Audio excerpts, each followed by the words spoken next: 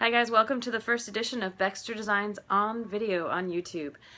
I'd like to start making some tutorials, so if you want to know anything about knitting, crocheting, all that kind of stuff, a little bit of quilting, can do that, please let me know. Send me a message. Let me know what you'd like to see in video format. So what I thought I'd do today is give you a little bit of a tour of my working space. I live in a very small 2-bedroom apartment.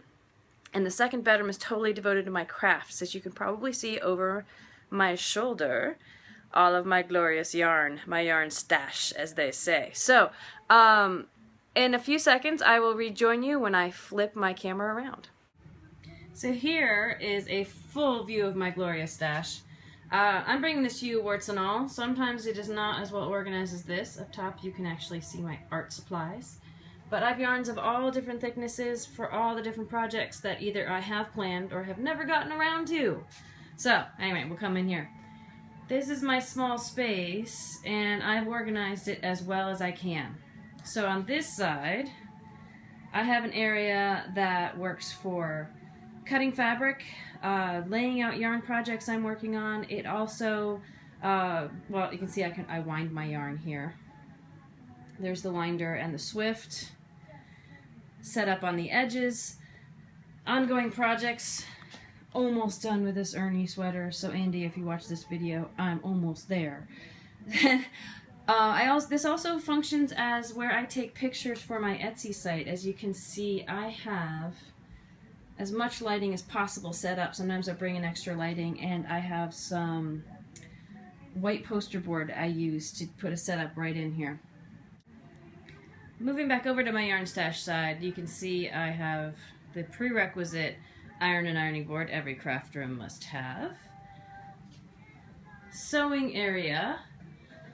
So you can see it's a little crowded over here right now. I've got it as organized as I can, but I was trying to clean up a little. I mentioned my stash before. It's not that neat. It could be neater.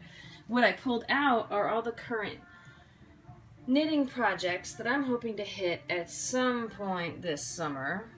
So I have all the yarn separated for the stuff I actually have a lot of yarn for. I also, right in here, these are awesome. Maybe I'll show them to you in a future blog when I'm blocking. Those are blocking pads that interlock from knitpicks.com. So I use the floor when I'm blocking. I clean it up, especially removing prerequisite cat from the blocking area, and I can lay out things almost any size with those blocking pads. So, bringing you on round to another one of the business sides. I have my Etsy online business, and so here's where I do all the computer work.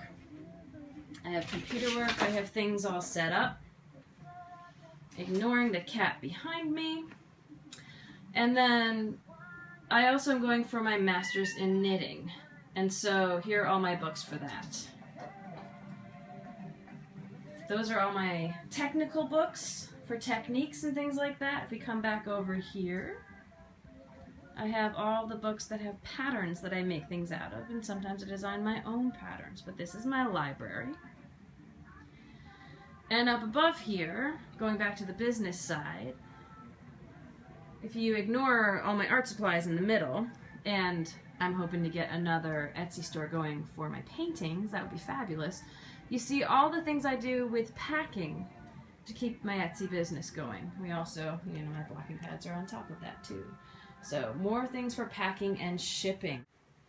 Thanks again for joining me on the tour of my space where all the crafting magic happens.